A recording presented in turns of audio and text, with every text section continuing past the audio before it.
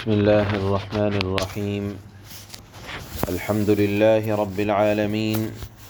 والصلاة والسلام على سيد الأنبياء والمرسلين محمد وعلى آله وأصحابه أجمعين. أما بعد فأعوذ بالله من الشيطان الرجيم. بسم الله الرحمن الرحيم. ولا يحسبن الذين يبخلون بما آتاهم الله من فضله هو خيرا لهم بل هو شر لهم سيطوقون ما بخلوا به يوم القيامة ولله ميراث السماوات والأرض والله بما تعملون خبير. لقد سمع الله قول الذين قالوا إن الله فقير ونحن أغنياء سنكتب ما قالوا وقتلهم الأنبياء بغير حق ونقول ذوقوا عذاب الحريق ذلك بما قدمت أيديكم وأن الله ليس بظلام للعبيد. یہاں اللہ تعالیٰ نے پہلی آیت میں یہ ارشاد فرمایا کہ بخل کہتے ہیں شریعت کی اصطلاح میں، شریعت کی زبان میں، کہ جو چیز اللہ کی راہ میں خرچ کرنا کسی پر واجب اور ضروری ہو اور وہ واجب اور ضروری جگہ میں اپنا مال خرچ نہ کرے تو وہ حرام کام کر رہا ہے، اور اس کے لیے اللہ تعالیٰ نے جہنم کی شدید وعید بیان فرمائی ہے۔ اور جن مواقع پر، جن جگہوں پر خرچ کرنا واجب تو نہیں ہے بلکہ مستحب ہے، اگرچہ وہ شریعت کی اصطلاح میں تو بخل نہیں ہے، البتہ عام معنی کے اعتبار سے اس کو بھی بخیل کہہ دیا جاتا ہے۔ یعنی جہاں مال کو خرچ کرنا نفل ہے، اگرچہ شریعت کی اصطلاح میں اس کو بخیل تو نہیں کہیں گے، لیکن ہاں یہ ضرور کہیں گے کہ نفلی جگہ میں وہ اپنے مال کو خرچ نہیں کرتا۔ بہرحال یہاں جو وعید آیت میں اللہ نے بیان فرمائی وہ ہے کہ آدمی اپنے اوپر جو چیز لازم اللہ کی طرف سے کی گئی ہے، مثال کے طور پر زکوٰۃ، مثال کے طور پر صدقات واجبہ۔ میں نے بتایا تھا کہ صدقہ دو طرح کا ہوتا ہے، ایک یہ ہے کہ جو واجب ہو جائے، مثال کے طور پر عید الفطر کے دن صدقہ فطر نکالنا واجب ہے، یا اسی طرح سے مسلمانوں کی عام تباہی ہو رہی ہو کسی ملک کے اندر اور مسلمانوں کی جان مال کو بچانا ہو تو سب مالداروں پر حسب ضرورت اپنے مال کو خرچ کرنا واجب ہے۔ اسی طرح اپنی جان بچانے کی نوبت آ جائے اور آدمی اپنے جان بچانے کے لیے، اپنے گھر والوں کی جان کو بچانے کے لیے مال خرچ نہیں کرتا تو یہاں خرچ کرنا واجب ہے۔ اسی طرح زکوٰۃ، یہاں مال کو خرچ کرنا واجب ہے۔ اسی طرح ایک آدمی ہے روزے نہیں رکھتا رمضان کے کسی بیماری کی وجہ سے یا اور کسی حالت کی وجہ سے جہاں اللہ نے اس کو اختیار دیا ہے، تو ایسی صورت میں یہ ہے کہ وہ فدیہ دے دے۔ اب یہ فدیہ کا دینا واجب ہے، یہ صدقات واجبہ میں شامل ہے۔ اسی طرح سے آدمی نے قسم کھائی اور پھر قسم کا کفارہ جو بیان کیا جاتا ہے وہ نہیں دے رہا، تو یہ صدقات واجبہ کے اندر شامل ہیں۔ اور ایک ہے نفلی صدقہ کہ آدمی اپنی اولاد پر خرچ کرے، ملنے جلنے والوں پر خرچ کرے، اعزاء اقربا پر خرچ کرے، یہ ہے صدقات نافلہ۔ بہرحال یہاں جو وعید بیان کی جا رہی ہے وہ ہے کہ جو آدمی کے اوپر اللہ کی طرف سے لازم کیے گئے ہیں وہاں ان مصارف میں اپنے مال کو خرچ نہیں کرتا، تو اللہ تعالیٰ نے فرمایا کہ سَيُطَوَّقُونَ مَا بَخِلُوا بِهِ يَوْمَ الْقِيَامَةِ، اللہ تعالیٰ اس مال کو قیامت کے دن جس میں بخل سے کام لیا گیا ہوگا طوق بنا کر، ہار بنا کر اس کے گلے میں ڈالے گا۔ اس کی تفسیر میں رسول اللہ صلی اللہ علیہ وسلم نے حدیث شریف میں ارشاد فرمایا، جو حدیث حضرت ابو ہریرہ سے مروی ہے، فرماتے ہیں اللہ کے نبی صلی اللہ علیہ وسلم کہ جس شخص کو اللہ نے کوئی مال عطا کیا ہو پھر اس نے اس کی زکوٰۃ ادا نہیں کی، تو قیامت کے دن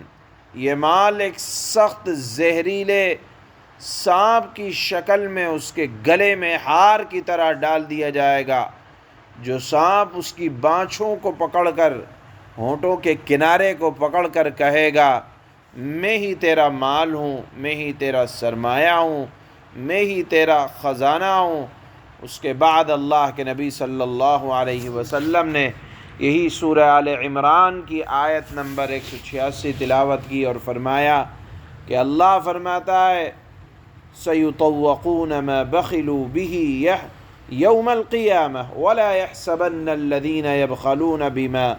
آتَاهُمُ اللَّهُ مِنْ فَضْلِهِ، کہ جس کا مضمون یہ ہے آیت کا کہ جو لوگ اپنے مال کو اللہ کی راہ میں جو خرچ نہیں کرتے، جو اللہ نے مال اپنے فضل سے دیا تھا، تو جو خرچ کرنے والے نہیں ہیں، بخیلی کرنے والے ہیں، یعنی فرائض کو ادا کرنے والے نہیں ہیں، تو اس مال کو اللہ تعالیٰ گلے میں ہار کے طور پر ڈالیں گے۔ ایک حدیث میں اللہ کے نبی کا ارشاد نقل کیا گیا ہے کہ جو لوگ اپنے ذی رحم، اپنے قریبی رشتہ داروں پر اپنے زائد مال کو خرچ نہیں کرتے، جب وہ مدد مانگنے آتے ہیں تو وہ مال قیامت کے دن سانپ بنا کر گلے میں طوق کے طور پر ڈال دیا جائے گا۔ ایک حدیث میں آتا ہے کہ جو شخص اپنے پیچھے خزانہ چھوڑ کر جائے تو وہ خزانہ ایک گنجا 2 نقطوں والا سانپ بنا کر قیامت کے دن اس شخص کا پیچھے لگ جائے گا۔ وہ شخص گھبرا کر کہے گا کہ تجھے کیا ہوا؟ وہ سانپ جو گنجا اور 2 نقطے والا ہوگا وہ کہے گا میں ہی تیرا خزانہ ہوں جسے تو چھوڑ کر آیا تھا۔ وہ سانپ اس کو کاٹے گا اور ڈسے گا، یہ وہی خزانہ ہوگا جس کے حقوق کو ادا نہ کیا گیا ہو۔ جہاں بھی اللہ تعالیٰ نے خزانے کی برائی بیان کی ہے وہ اس سے مراد وہی خزانہ ہے کہ جہاں اپنے مال کو خرچ نہ کیا گیا ہو، اس کے حقوق کو ادا نہ کیا گیا ہو، اور جو مال حقوق کی ادائیگی کے ساتھ خرچ کیا جائے وہ مال اور وہ خزانہ آخرت میں نجات کا ذریعہ ہوگا۔ جب اللہ تعالیٰ نے زکوٰۃ کے مسائل کو بیان فرمایا اور اسی طرح خرچ کرنے کے فضائل کو بیان فرمایا، اور سورہ بقرہ میں اللہ نے فرمایا من ذا الذی یقرض اللہ قرضا حسنا، کون ہے جو اپنے مال کو خرچ کرے۔ اللہ تعالیٰ فرماتے ہیں کہ مالوں کو خرچ کرنا یہ ایسا ہے جیسے اللہ کو قرض دے دیا ہو۔ تو جب اللہ تعالیٰ نے مال کے خرچ کرنے کی فضیلت بیان کرتے ہوئے فرمایا کہ اللہ کی راہ میں خرچ کرنے والا، فرائض کو ادا کرنے والا، وہ گویا کہ ایسا ہے جیسے اس نے اللہ کو قرض حسن دیا ہو۔ ظاہر سی بات ہے، قرض اگر کوئی لیتا ہے تو اس کو ادا کرنا ہوتا ہے، اللہ تعالیٰ کے اوپر کوئی چیز لازم نہیں ہے، لیکن صدقے کے باب میں اللہ نے فرمایا کہ خرچ کرنے والا ایسا ہے گویا کہ اللہ سے ڈیل کر رہا ہے، اللہ کو ادھار دے رہا ہے، اور اللہ اس کا دگنا کر کے واپس کریں گے۔ جب اس طرح کا مضمون نازل ہوا تو یہودیوں نے مسلمانوں کو طعنہ دیا کہ لو جی، ان کا اللہ تو نعوذ باللہ غریب ہو گیا ہے، اس لیے کہ قرضہ لینے کی ضرورت غریبوں کو آتی ہے، اور ہم دینے والے ہیں، اور دینے والا مالدار ہوتا ہے۔ یہ بڑا بھاری جملہ تھا، گویا کہ مسلمانوں کا یہودیوں نے مذاق بنایا۔ ایک روایت یہ ہے، دوسری روایت یہ ہے اس آیت کی کے متعلق کہ حضرت سیدنا صدیق اکبر رضی اللہ تعالی عنہ نے ایک مرتبہ ایک یہود کے بڑے عالم کو جا کر اس سے کہا کہ اللہ سے ڈرو، اسلام قبول کرو، خدا کی قسم مجھے علم ہے تمہیں رسول اللہ صلی اللہ علیہ وسلم کی نبوت کا یقینی طور پر علم ہے، اور پھر فرمایا اس لیے علم ہے کہ تمہاری تورات میں اللہ کے نبی کی ساری علامتیں موجود ہیں، لہذا اے یہودی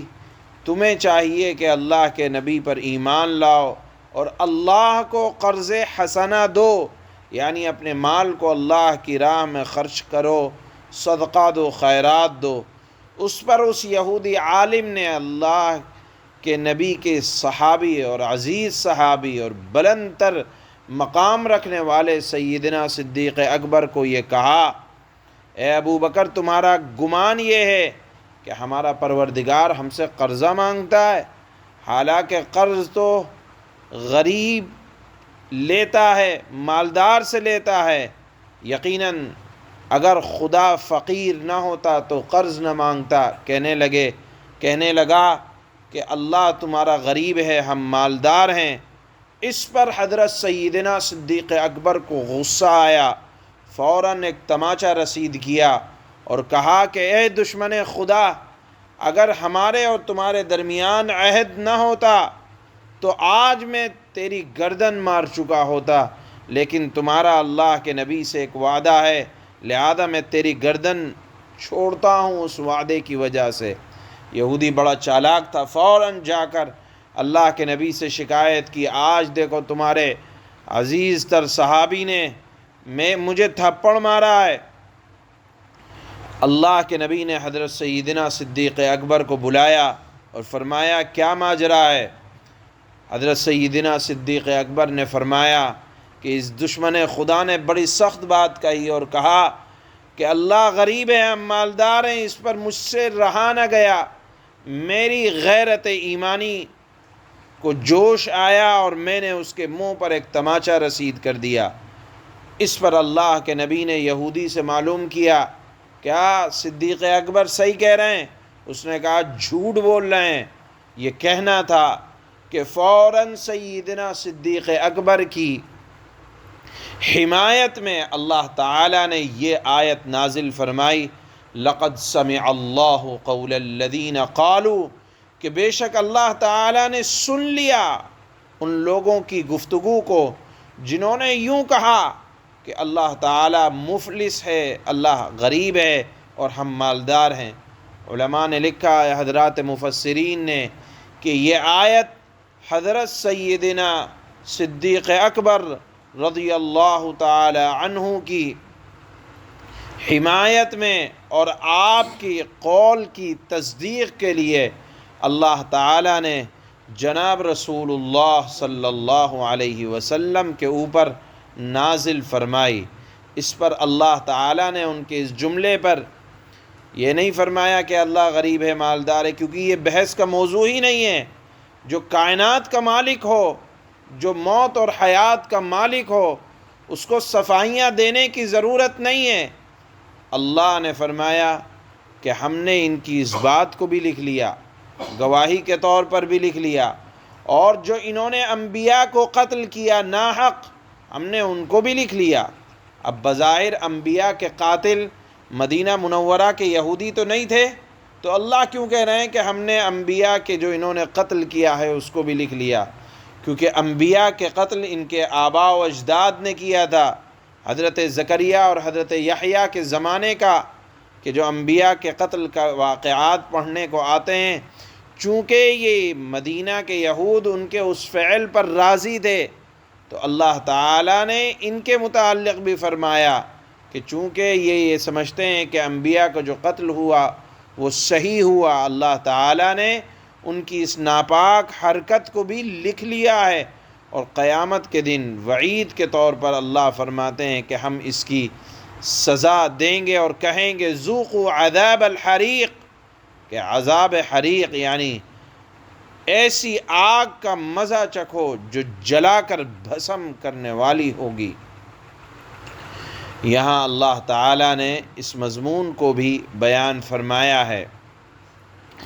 علماء نے اس آیات کے تحت ایک سبق اور لکھا ہے کہ دیکھیں،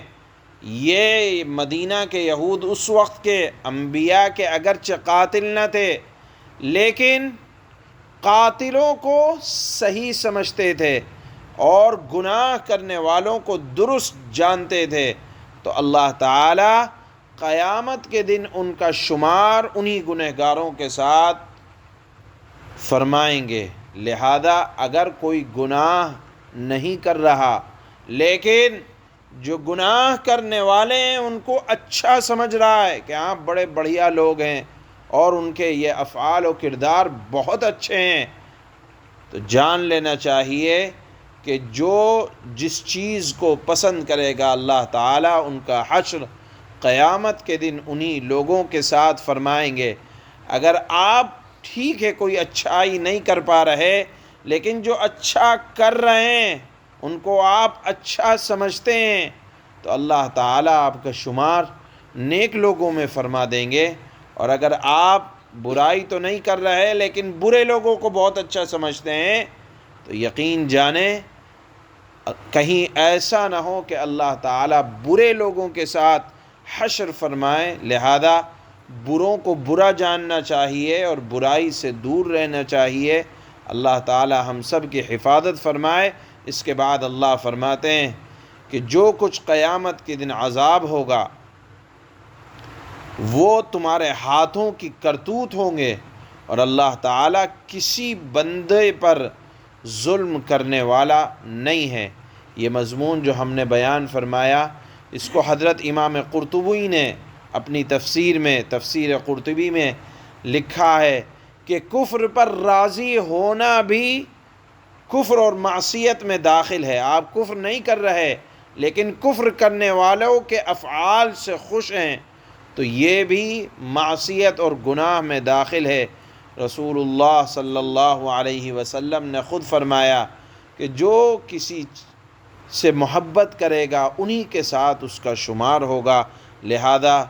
دیندار اور نیک لوگوں سے محبت کرنا چاہیے، اللہ تعالیٰ قیامت کے دن انہی کے ساتھ شمار فرمائیں گے۔ اللہ فرماتے ہیں وَلَا يَحْسَبَنَّ الَّذِينَ يَبْخَلُونَ بِمَا آتَاهُمُ اللَّهُ مِن فَضْلِهِ هُوَ خَيْرًا لَهُمْ بَلْ هُوَ شَرٌّ لَهُمْ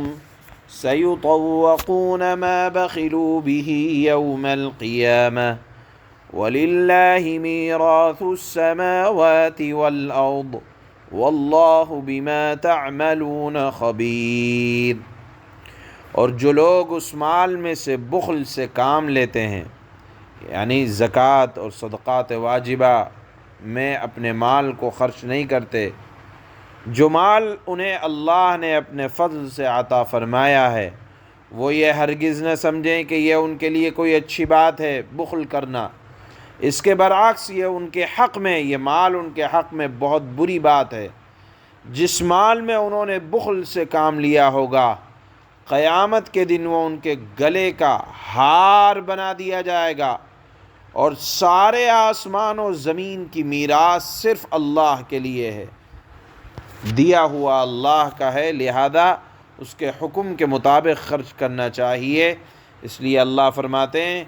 جو عمل بھی تم کرتے ہو اللہ تعالیٰ اس سے پوری طرح باخبر ہے۔ لقد سمع اللہ قول الذین قالوا ان اللہ فقیر ونحن اغنیاء، اللہ نے ان لوگوں کی بات سن لی ہے جو یہ کہتے ہیں کہ اللہ فقیر ہے اور ہم مالدار ہیں۔ سنكتب ما قالوا وقتلهم الأنبياء بغير حق ونقول ذوقوا عذاب الحريق، ہم ان کی یہ بات بھی ان کے اعمال نامے میں لکھ لیتے ہیں، اور انہوں نے انبیاء کو جو ناحق قتل کیا ہے اس کو بھی لکھ لیتے ہیں، اور پھر کہیں گے کہ دہکتی ہوئی آگ کا مزہ چکھو۔ ذلك بما قدمت أيديكم وأن الله ليس بظلام للعبيد، یہ سب تمہارے ہاتھوں کے کرتوتوں کا نتیجہ ہے جو تم نے آگے بھیج رکھا تھا، ورنہ اللہ تعالیٰ اپنے بندوں پر ظلم کرنے والا نہیں ہے۔ سبحان اللہ۔